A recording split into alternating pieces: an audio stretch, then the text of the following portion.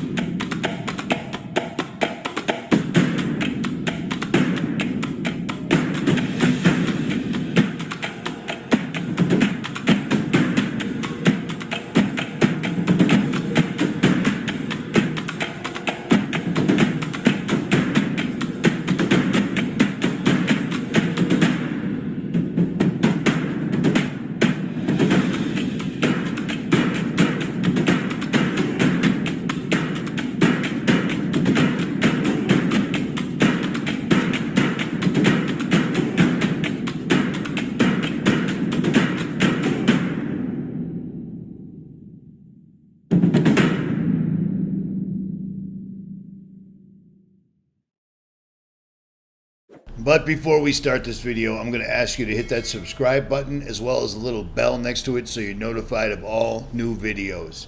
And leave a comment, or don't. Here we go. So this video is going to have chapters in it because it's going to be a long video. But I'm going to try to cover every aspect of keeping yourself warm in the wintertime, no matter what your circumstances are.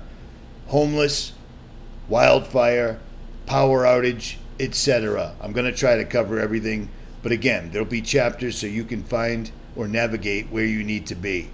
So I hope this helps. I had to get a hotel for 2 days just to upload this because it's such a huge video, but I think it's worth it. Here we go. Wintertime is upon us. This is going to be part 1 in a 3-part series on how to survive in the cold weather, in the wilderness, in your automobile, and in an urban environment. Part 2 and Part 3 will be out as soon as humanly possible. I started with this one because it applies to Part 2 and Part 3. If you can survive in the wilderness, you can survive pretty much anywhere. So keep that in mind. Hey, what's up guys? Welcome back to another episode of Jailbreak Overlander. I'm Richie, and this is Jailbreak. It's winter. It's exponentially colder out than it was just 1 month ago. And it's snowing. Now, snow, ice, and cold weather offer an entirely different set of complexities to surviving. And I'm going to try to show you some of the ways that you can survive even when you're cold, wet, and perhaps stranded. So check this out. Now, if you followed my channel for any length of time, you know that I'm always outside. You know that I've always tried to be prepared. And you know that I've always tried to show you how to be prepared to the best of my ability. I'm in a national forest right now, and it is raining and snowing, and it's cold. The number one thing that you can do to prepare yourself is to be aware of the weather conditions and to be aware where you're going, who knows where you're going, how long it's going to take, and what the weather is going to be. Myself, one of the most important things you can do, in my opinion, is to dress accordingly. I'm wearing an insulated hooded sweatshirt as well as a thermal undershirt, long sleeve, and a thermal shirt under that, short sleeve. I'm also wearing cargo pants with knee pads built into them. I'm also wearing wool socks. From November all the way up to March, I wear wool socks no matter what, and sometimes year round. Wool socks, unlike cotton, wool shirts, wool undergarments, unlike cotton, have the ability to dry quickly, which can mean the difference between life and death. If you find yourself traveling, make sure if you're wearing dress shoes or high heels, make sure the vehicle you're in has a pair of waterproof or very warm shoes. I happen to wear Salomon Speedcross 4s, and these are Gore-Tex. Now couple those with the tread that's on the bottom.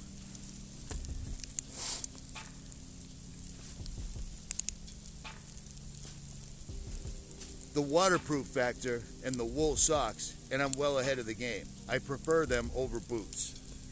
You may be wondering why I'm wearing sunglasses when there's no sun right now. It's snowing and raining. Having sunglasses on in the woods also helps out a lot while you're moving along, so you don't find your eye getting poked out by one of the numerous sticks.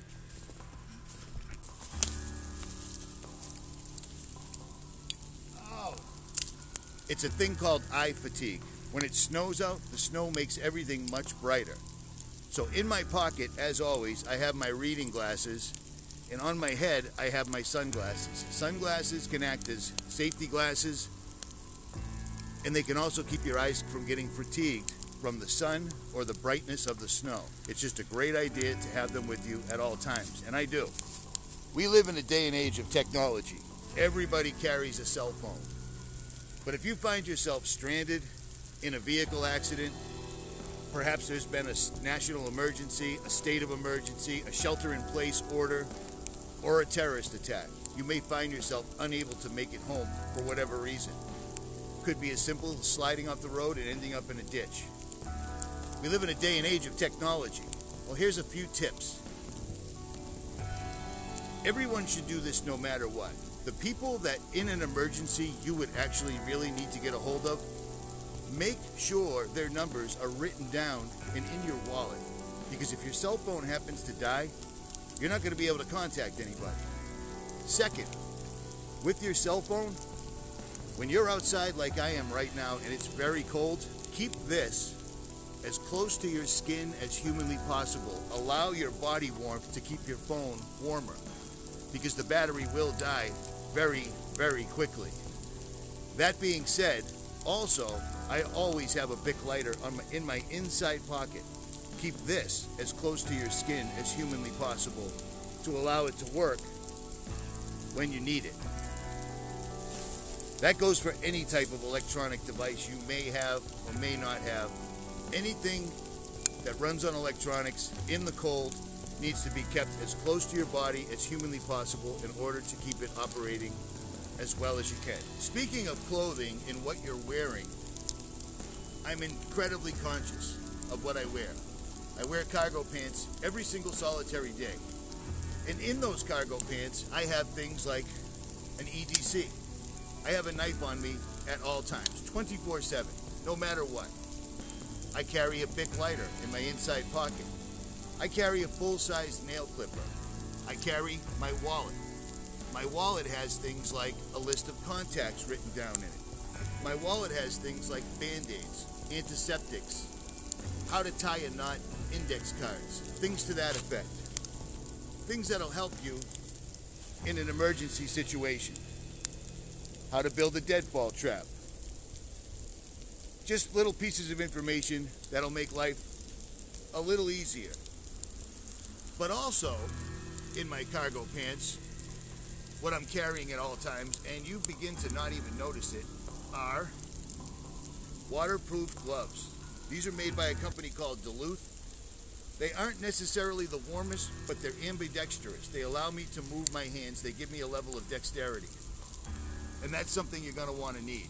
Mittens are ideal, as are these. Carrying a set of these and holding out as long as you possibly can till you finally use it can mean the difference between frostbite and not frostbite. That's a fact. Now these are sitting in my cargo pants and they're not taking up much space, but check this out. This is also in my cargo pants next to my wallet. I don't carry this year round, but in this type of weather, absolutely.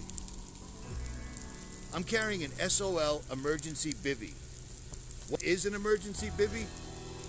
It's basically a sleeping bag that you can roll up and keep in your pocket.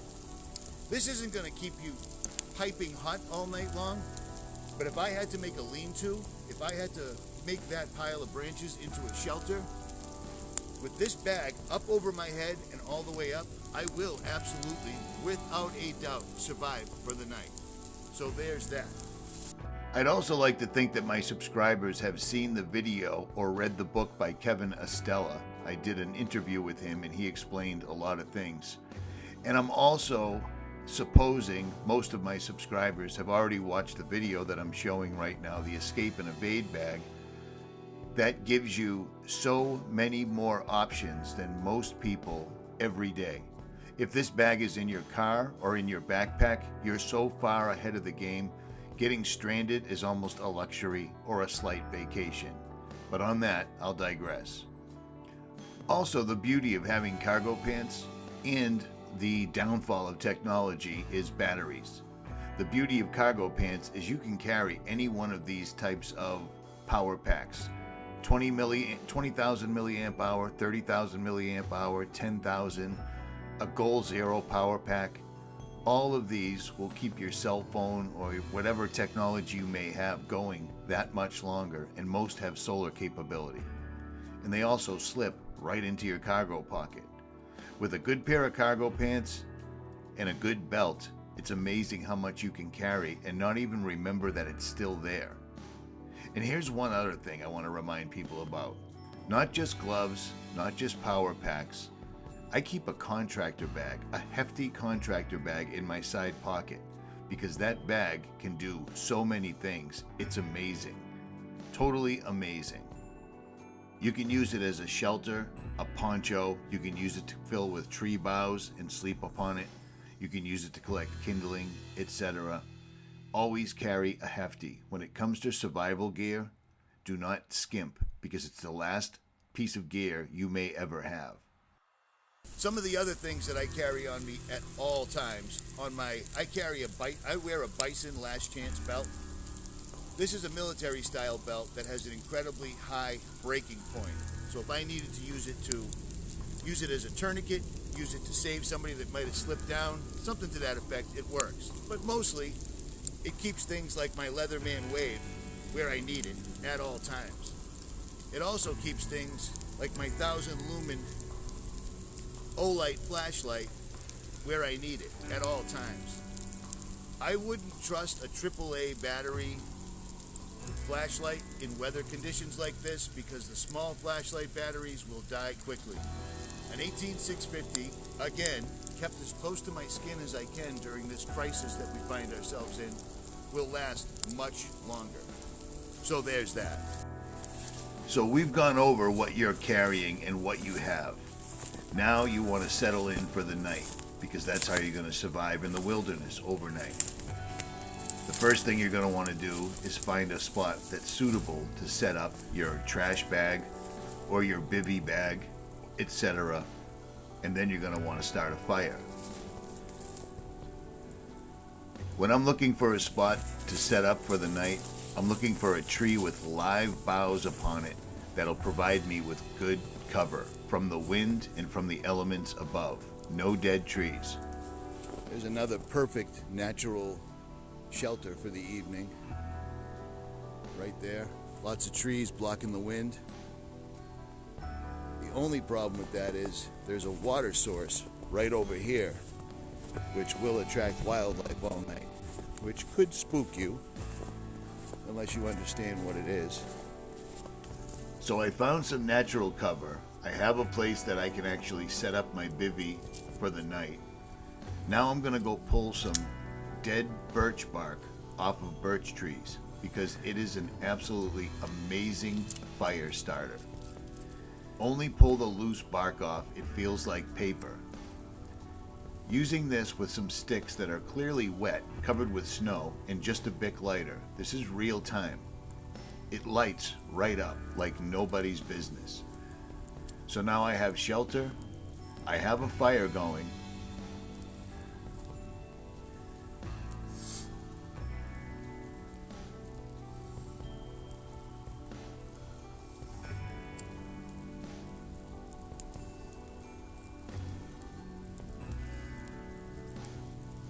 This is simply birch bark, straight off the tree.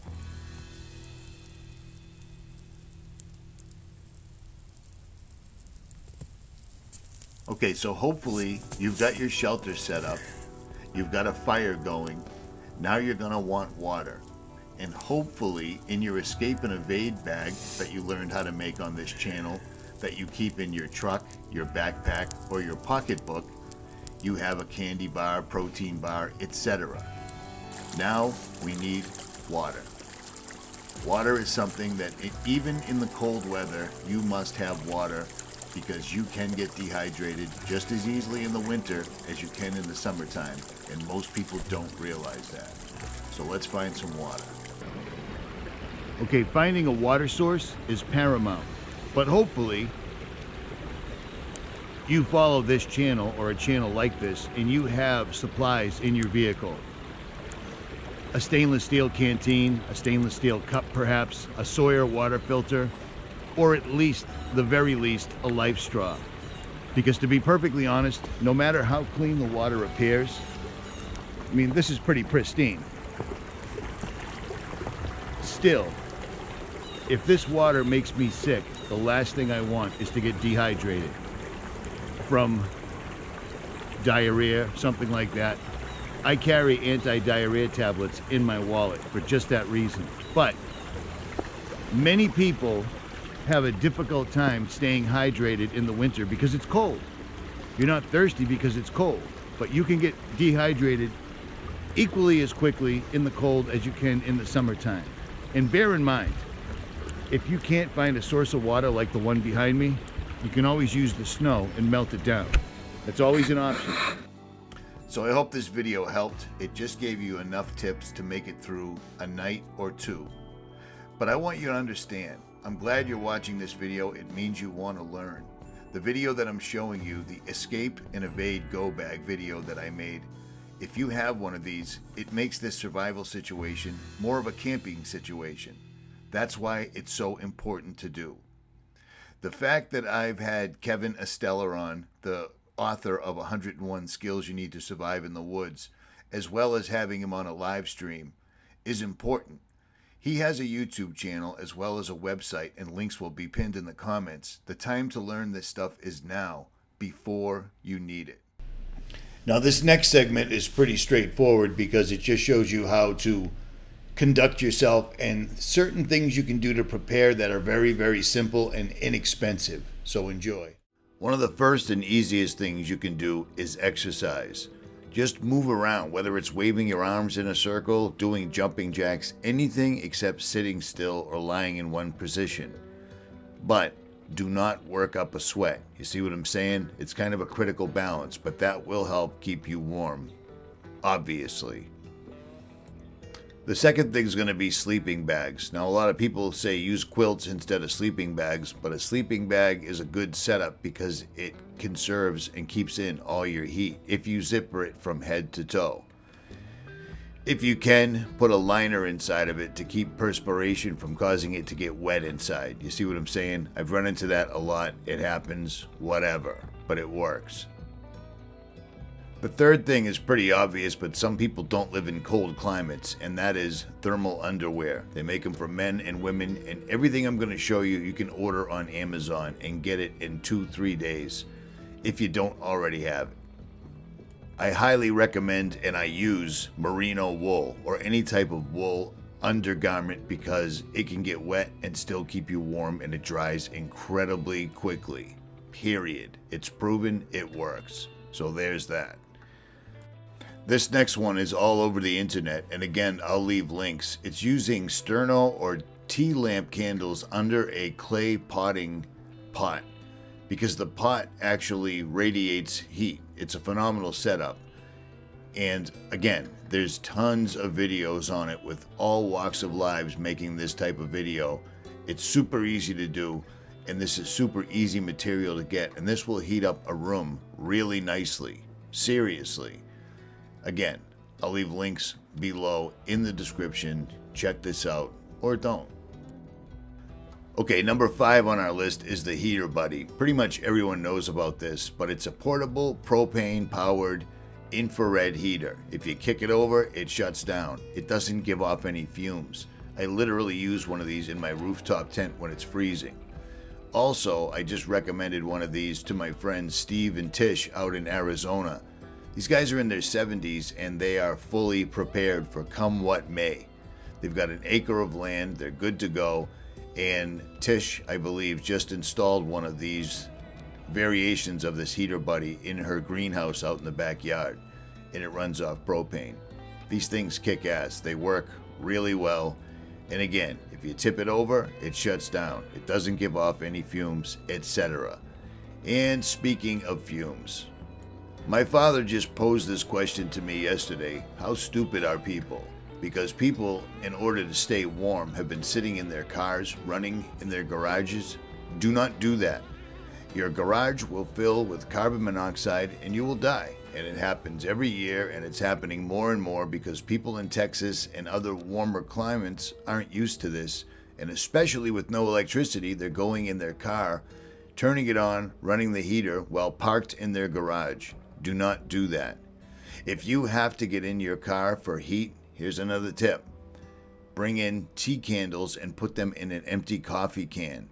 That will literally keep you warm for as long as the tea candle stays lit. That is a fact. But do not run your car in the garage, and do not run generators in the house or in the garage without venting the exhaust, because it will kill you.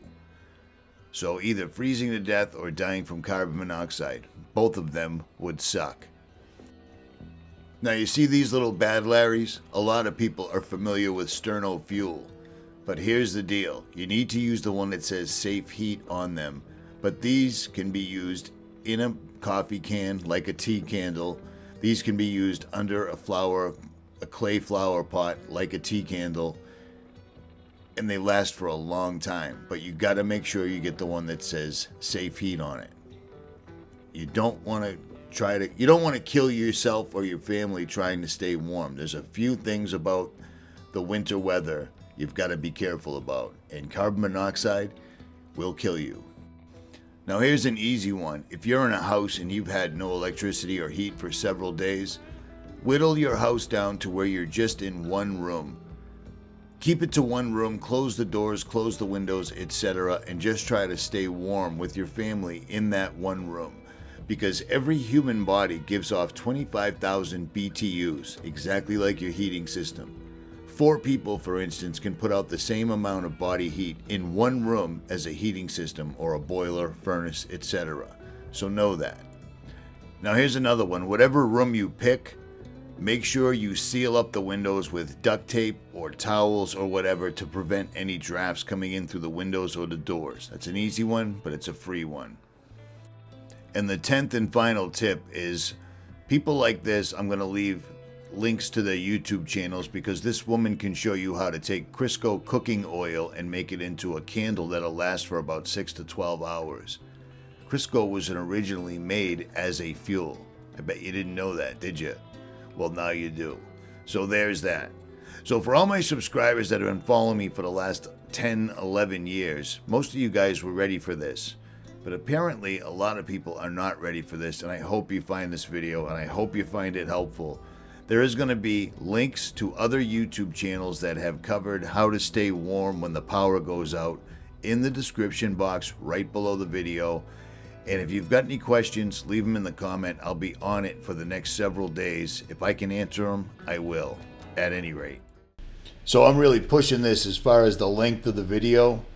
I'm going to try to do this all in one video, but I might have to break it up into 2. But here we go. So let's start with your house. You're going to try to ride out no power, no heat in your house, as most people will. Well, if you're even watching this video, chances are you've already looked into this, but the number one thing to do is to winterize your house. Without power, you'll have limited options for heating your house. That's obvious. And that's why you should winterize your home for winter before the cold hits. Now, the winter is here, so I'm going to leave links so you can read through this for yourself. This is basic stuff right here. Weather stripping, insulate your attic, walls, energy efficient door, how to prevent pipes from freezing. This is the usual stuff that the mainstream gives you. Stock up on food and water. Difference between a blackout and a brownout. Set aside warm clothing. Gather flashlights, radios, and other necessities. And know what to unplug if the power goes out. Desktop, laptop, television, gaming system, microwaves, appliance with advanced technologies, and get a portable generator. Well, then there you go. Well, let's go a little deeper than that, shall we? You're going to want to do this. Number one is to layer your clothing. When there is no power to heat your home, your body can quickly feel the outdoor temperatures and struggle to stay warm. Layering clothing is one of the easiest ways to ensure your body maintains its temperature when you do not have power. From your head to your toes, layering your clothing can give your body the extra heat you need. Don't forget about your hands, your feet, your head when laying your body, as those areas are where your body can lose the most heat. You may feel silly doing so, but wearing hats and gloves, even when you're indoors, can really help your body remain warm. That's pretty obvious, but number one. Number two is to close the curtains at night. As the sun goes down, so does the temperature. This helps keep the heat that you do have in the house where you need it. That's pretty obvious. Use blankets to block excess cold air from entering your home. Fasten the blankets to the corner of the windows to act as a curtain. In the morning, draw back your curtains and take the blankets down to let the sunlight in your home if there is sunlight. Number three is pretty straightforward and obvious, but I'm going to tell you anyway. Light up your fireplaces and candles, but be careful where you place your candles. I've already seen 2 fires in the very small 1,500 population town that I live in this week. Wintertime means house fires. Don't burn your house down just because you have no heat. You see what I mean? If your house has a fireplace, stock up on firewood at the beginning of the season, and don't forget to store it in a dry place. That way, if you lose power, you'll have enough dry firewood ready to both heat and light your home. Along with fireplaces, candles are another great way to provide some extra heat by placing them in rooms throughout your home. But be careful where you place them, and place them in something where if they tip over, they can't burn down your house. Just saying. Number 4 is pretty easy, pretty straightforward. Drink warm liquids. Warm liquids means you have gas and you can use your stove. If you don't have a gas stove, you're going to want to have a small propane-fueled hiking stove. I'll show those later on in the video. Number 5 is very straightforward and obvious. Break out the blankets. I don't even know why that's a tip, but it is. Number 6, I mentioned last year, easy exercise. Physical activity is a great way to get your heart rate up and importantly, get your body warm. In the event your home loses power, you can use exercise to heat things up for a time. Now remember, the human body gives off 25,000 BTUs per adult. Your average heating system gives off between 100,000 and 150,000 BTUs, which is equivalent to having 4 to 6 adults in one small 12 by 12, 15 by 15 room.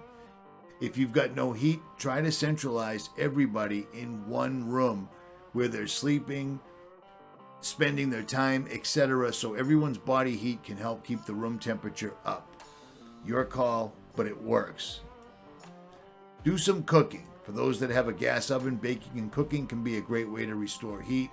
These are pretty obvious, but I will leave links below if you want to read through this completely. This video is going to be long enough as it is, so I'm going to try to keep it fairly short, reading all these because I'll leave links below. 8. Nighttime preparation. At night, a cold house without power can feel even colder. For those who may be preparing to go to sleep, helping to promote the warmth that keeps things from getting too frigid will make falling asleep much easier. In addition, several layers, possibly some socks, things you probably already know. Now here is where, with no power, we try to get your heat back on. My buddy Renee from Off Grid Trek did a video on running his heating system in his house off a solar generator. So check this out, and I'm going to show you a video that's going to show you how to make your heating system easily simply plug in to a solar generator. So you're going to want to see this. Hey guys, Rennie here with Off Grid Trek. I've had a lot of customers asking me, especially now that we're into winter, can you run your furnace off of a solar generator? Well, yes you can. So I'm going to go over it. I'm actually running our furnace right now off of the EcoFlow Delta Max, and I'm going to go over some specifications with you, the temperatures we were at.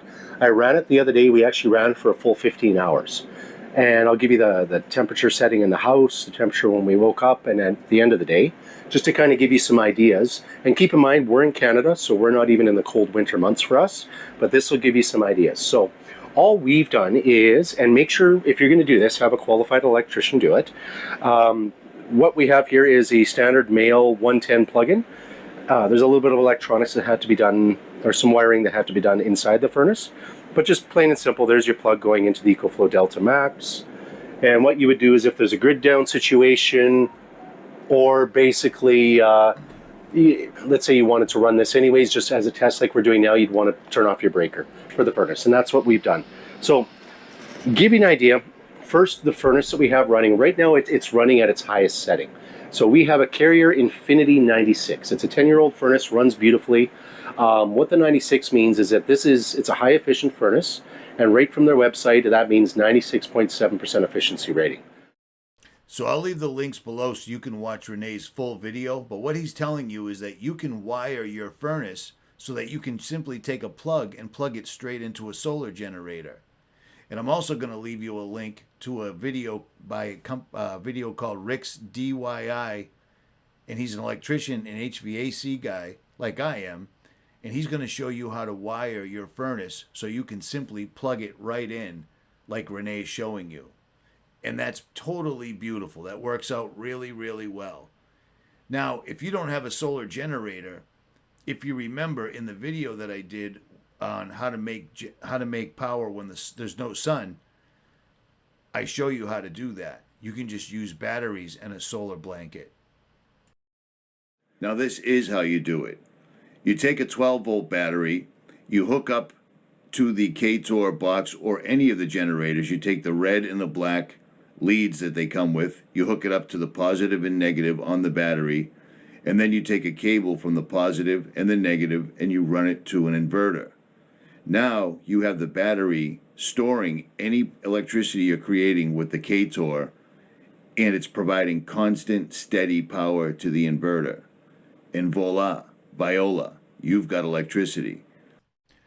Now, if you don't have a solar generator hand crank like I'm showing in this video, this entire setup can work with a solar panel and a solar panel charger going to the battery, filling the battery with electricity and powering this, which would power your furnace. So that is one rock solid way to take care of it if you're going to try to ride it out in your home with no heat and no power. Now here's more information from the Survival Mom website. And we got to all promote each other when our information is solid, and her information is pretty darn solid. It says right here, the Texas freeze of 2021 was a wake-up call to her household, and she prepared accordingly. So, obviously, wear appropriate clothing. But here's the good one. Using low-tech equipment, set up a tent in a room that connects with a bathroom and spend time and sleep inside the tent. No tent, drape blankets over a table for a similar effect. And what that does is BTUs from every adult in the same room. It keeps the room warm, and you're connected to a bathroom already. Keep your hands and feet warmers inside pockets, gloves, and shoes. I'll go over those in a little while. Make a buddy burner for light and a small amount of heat. And this is a buddy burner and how to make it. Again, links to everything will be in the description box below. Make an alcohol stove from an Altoids tin to keep your hands warm. Again, links will be below. This is all stuff I've gone over the years. This is all stuff that absolutely works.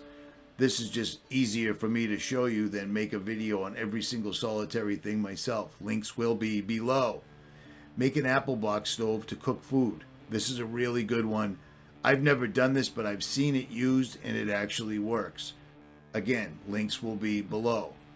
Rocket stove, how to make one of those. I've covered that over the years. Those without a doubt work. Wonder Oven. This woman's got a lot of information on this website. And again, links will be below. She talks about altering your environment. Hang heavy blankets over windows and exterior doors. I already talked about that. Spend most of the day and the night inside the warmest room, closed off from the rest of the house. No power, no electricity. You're going to want to abandon, not just walk away forever, but you're going to want to spend the majority of your time with the majority of your family in a small majority or minority of the house, because every body gives off 25,000 British thermal units, and that equates to heat. Other ways to stay warm: cuddle up with your cats and dogs. If you have babies and toddlers, keep them warm with your body heat by carrying them a sling or a baby carrier. Do a workout to a YouTube video, but I mean, if you have no power, do a workout. Stay busy, but don't get yourself so sweaty that once you're done working out, now you're all sweaty, and then you get really cold. You see what I'm saying? But that's another way. And then there's obviously things like these. Little Buddy or Mr. Heater propane heaters. These are some of the best heaters you can use, because I've used these. You can use these in small places. You can get large ones. 125,000 BTUs, 18,000 in a building, out of stock. I'm shocked. But these guys have all sorts of them, and they give off a very minimal amount of carbon monoxide, because I've used them in a tent and it didn't give off any. Many of us are very, very fond of these little guys or these little guys, but honestly, notice how they're all out of stock. It's not, I mean, it's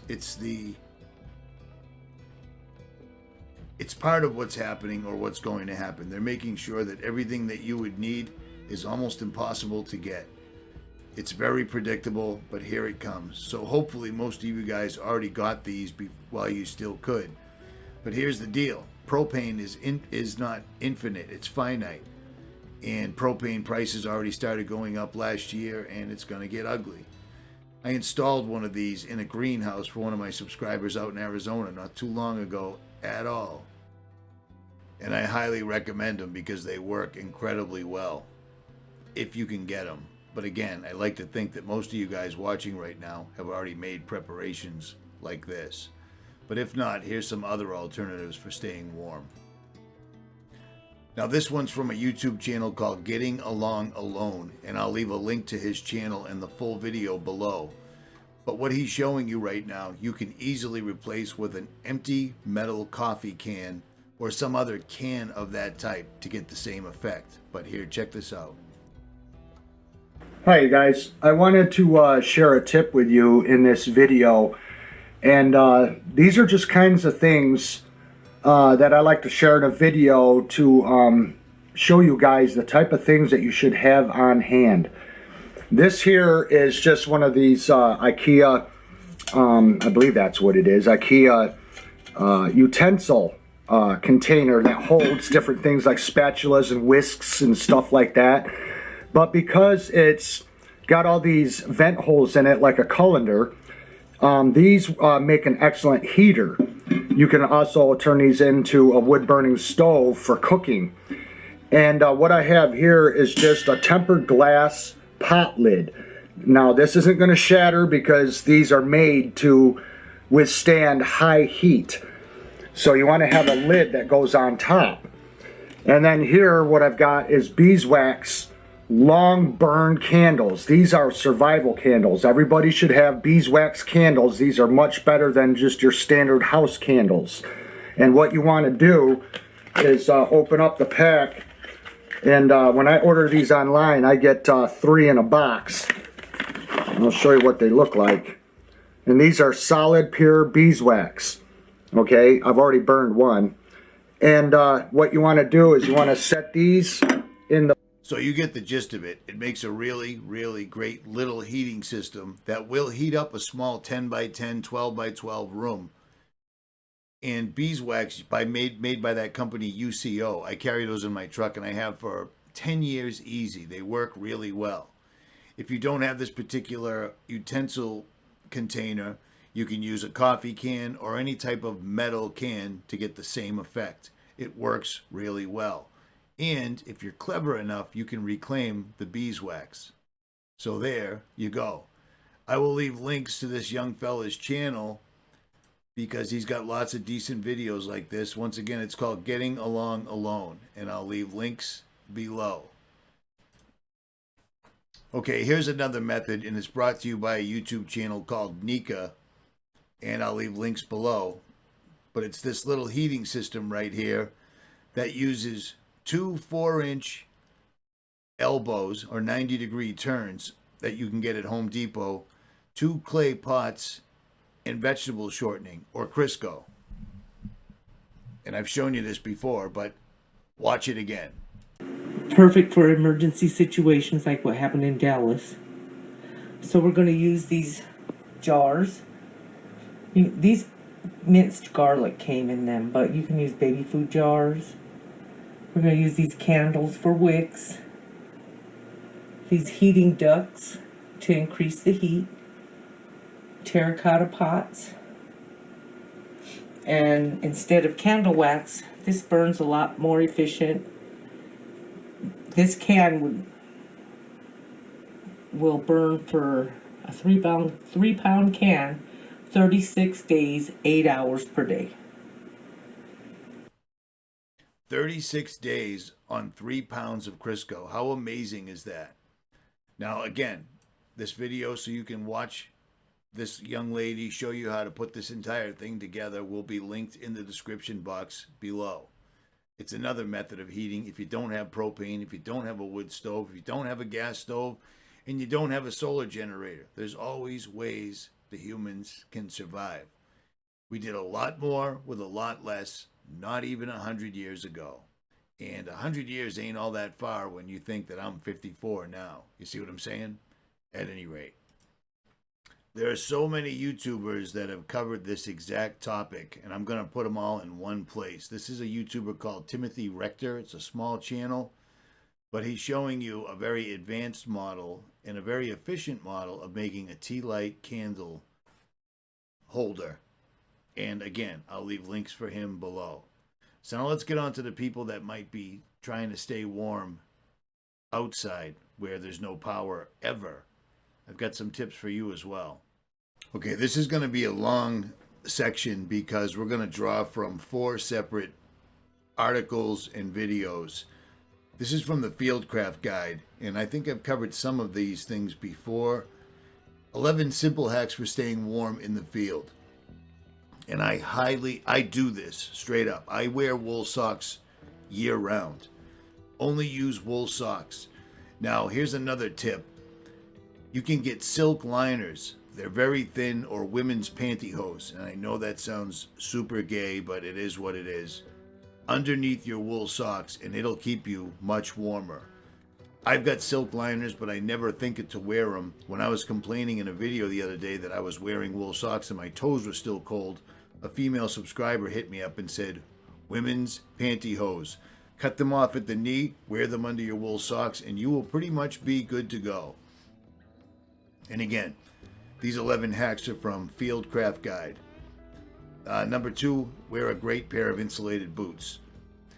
And they're also selling things on here, but that's not wrong. These are great boots. These are Belleville C795 waterproof insulated boots. I wear Gore-Tex shoes because wet feet are cold feet, straight up. Get a great pair of insulated boots. Layer your clothing. That goes without saying. It's pretty easy to... If you can wear a Gore-Tex shell and then merino wool underneath and then Under Armour underneath, you're pretty much good to go. It's exactly what I've done for years. I do it when it's 10 degrees out and I'm riding my mountain bike. Seriously. And my biggest concern is keeping my hands warm. And that's basically what they're talking about right here, is dressing in layers, because you can strip down as you get warmer, and then when you get colder, you can put them back on, obviously. But I'll leave links to this. Keep your head and face covered. That goes all the time. Keeping your face covered, not with a stupid piece of paper, with an actual balaclava or some other type of mask that keeps the wind off of your skin. And a good merino wool cap. I say merino wool or any type of wool because it dries quickly. That's what you want. Get a good set of gloves for intermittent cold and mittens for extreme cold, because mittens keep your hands very warm, and many of them offer the small pouch that lets you put those reusable Mr. Heater deals in there. If you use MREs and you don't use the heater, keep it. This is a little trick that works for a little while but not long. In Korea, during gunnery at rod range, it came in handy. Once you use your MRE chemical heater to heat your food, put it in the clear beverage bag and stick it in your pocket. It will work the same as those commercial hand warmers for just about an hour. Just keep it enclosed in a pocket and the heat will dissipate super fast.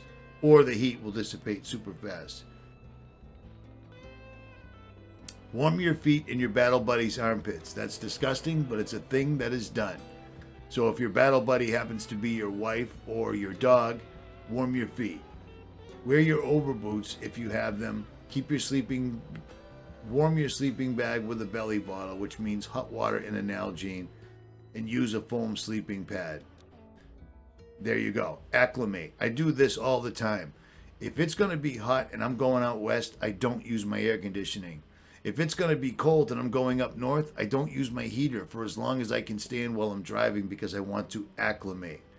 And don't drink. Drinking does not help anybody. It may make you so you don't realize you're cold, but you'll get freezing cold, and you don't want that. Also, this is a video that I did December 18th, 2019. It's very strange about the timing, but there's a lot of info right here, how to survive outside in the winter. I covered a lot of things, and I covered a lot of things from personal experience because I spend a lot of time outside in the winter. Links will be below for this as well. Now I'm going to show this because it's got some good information, but it's really ironic because it's from WikiHow, and it's under real estate and then / homelessness. How to stay warm on cold winter nights if you are homeless. This is in the real estate section. I find that really odd, but whatever. Let's use their information for what it is. Number 1, dressing yourself for cold. Look at, they even make him look homeless, like out of sorts, doesn't know what's going on. Maybe he's on drugs. I've been homeless. It sucks. It is what it is. Moving on. Dress in layers. I just covered that in the last one. Dressing in layers. Winter coat. The best way to do this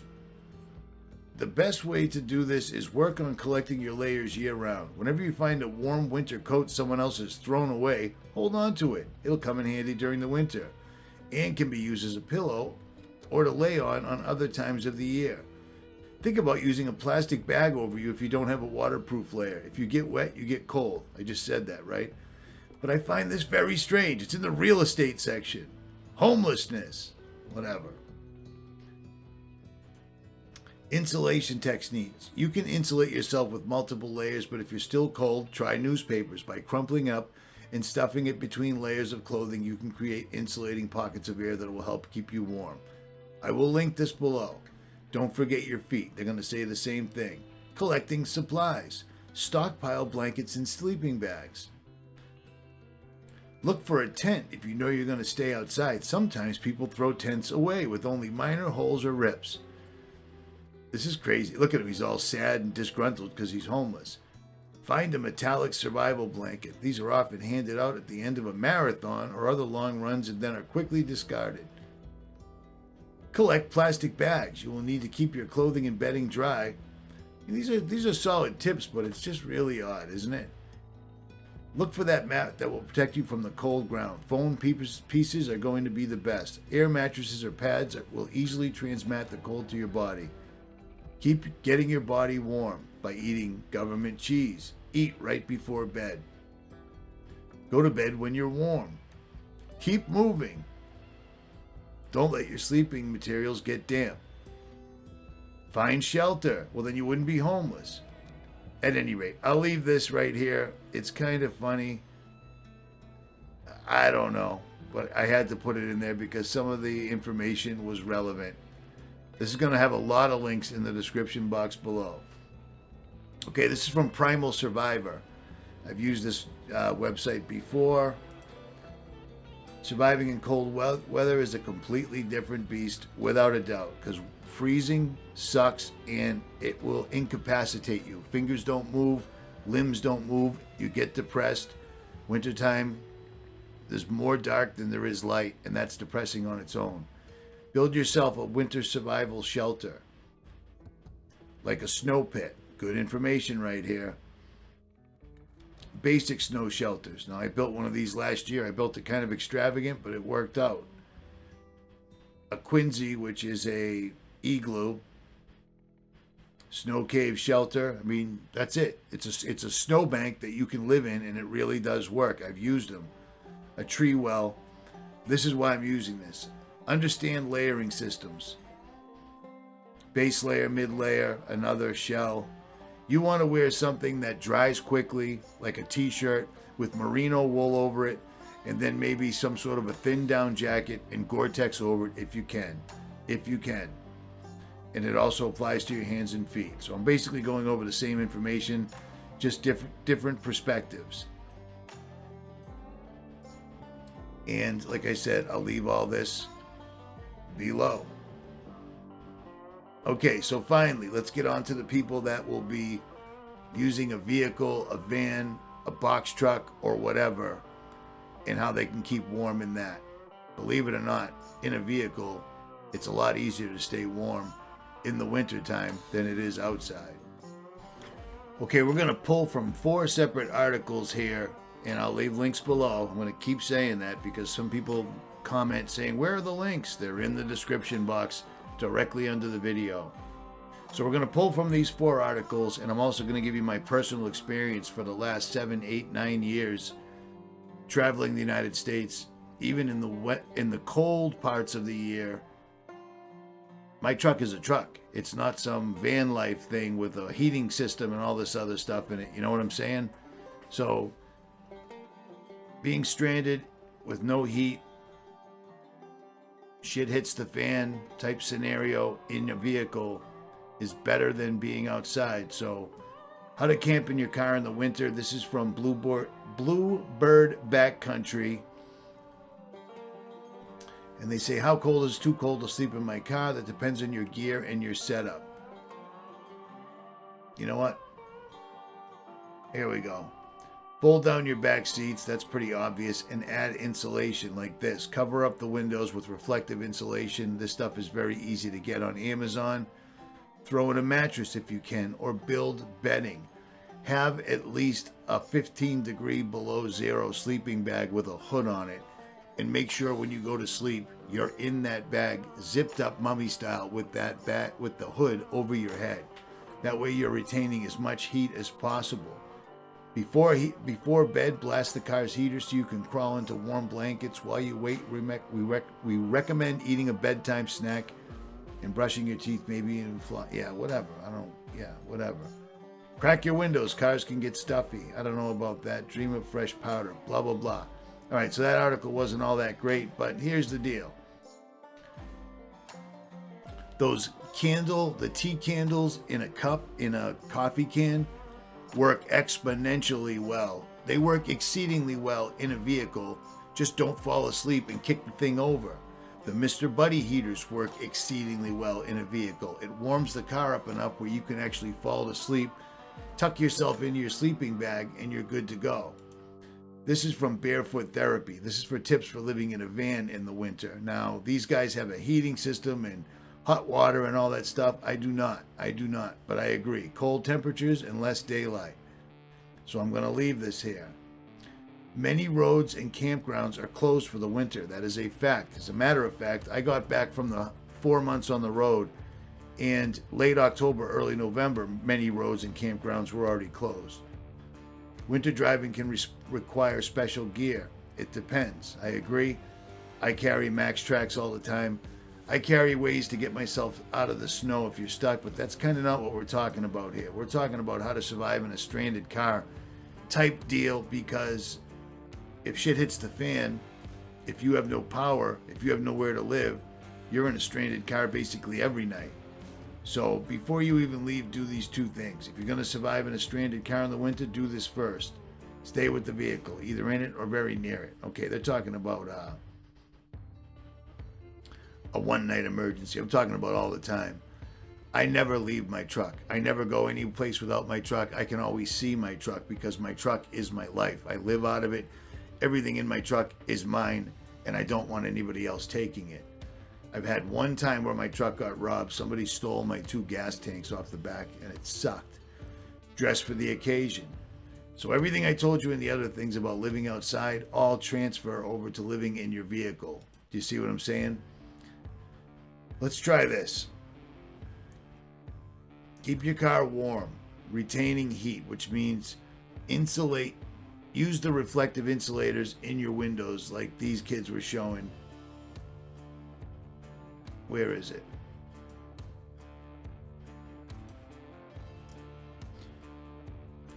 Do all your windows with this, because not only does it keep sunlight out when it's too hot, but it keeps heat in when it's too cold. If you can have a mattress, if not, I carry 6 sleeping bags with me because I'm a fairly big dude and I don't stuff well into a little sleeping bag and I get a little claustrophobic. But I also wake up in the middle of the night freezing often.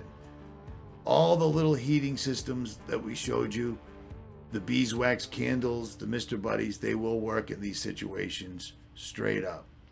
So I'll leave all these articles right here. You can get things like Reflectix to put in your windows. It's very, very cheap. It takes a while to get here apparently, but it's good stuff and it will work. Once you have that, now that your car is well insulated, now you need to create some heat. Obviously you can use your car's heater, but if you need some additional targeted heat, like in the back seat, you may need a portable heater. And that's what I was talking about. They make, now he's going to tell you to use an electric 12 volt heater. I'll tell you what, I've tried these even with 300 amp hours of lithium batteries and they kill them. So I don't agree. Mr. Buddy's propane heater doesn't give off any carbon monoxide. How do I know? Because I've used them 3-4 winters in a row and I'm making this video right now. And I used them in a rooftop tent, which was very small, and I didn't leave the windows cracked. So that's that. Things like this, you're going to want some sort of a portable heater. I mean a portable stove to use to cook your food, to heat up water, and keep packing your car properly.